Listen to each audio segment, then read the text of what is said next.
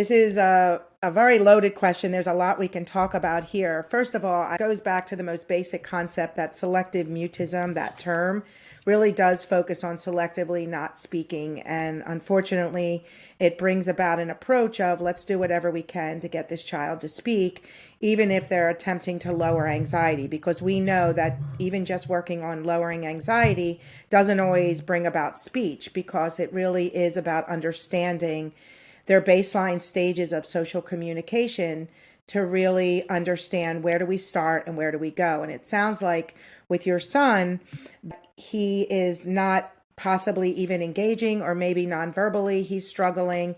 And so what I would want to know and what I would recommend is that you sit down with the school, you share resources, you explain to them that SM is a social communication anxiety, and the approach to pushing to speak in this particular case, especially since your child is not making that progress, is probably too brutal of an approach. And what I would recommend doing is really going over the stages of social communication.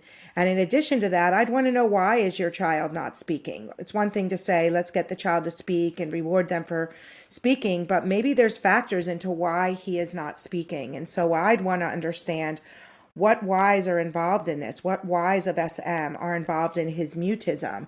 Is he a timid child? Is there any underlying speech and language challenges, sensory issues, learning challenges? I'd like to know. And so an evaluation to assess that would be highly recommended. So my approach with the school, since he isn't communicating verbally in school and it's affecting it sounds like his emotional well-being, he's feeling a bit defeated there, I'm sure, and his confidence is definitely an issue. I would recommend an evaluation for either an IEP, depending on how well he is functioning academically, socially, and emotionally, but at least getting something underway, for example, even a 504 plan. So having a meeting with key staff members regarding the possibility of either a 504 or an IEP is your first step.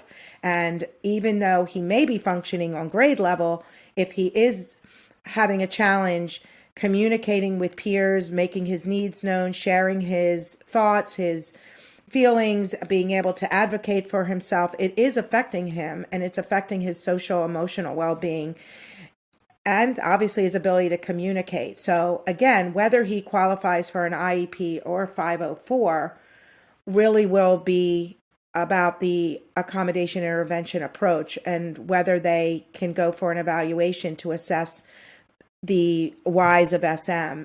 Basically, in this child's case, what I would highly recommend is that we approach the school and request that key staff members meet together. You can go to your principal, you can go to your county. I'm not saying your son is going to qualify for special education under an IEP or even a 504, but I always say at the minimum a 504 in a public school if a child is having difficulty communicating where it's affecting his well-being and he's not able to make his needs known, he's having a difficult time initiating his needs and wants. So I'd want to understand that. So at the minimum, he would qualify for a 504 plan.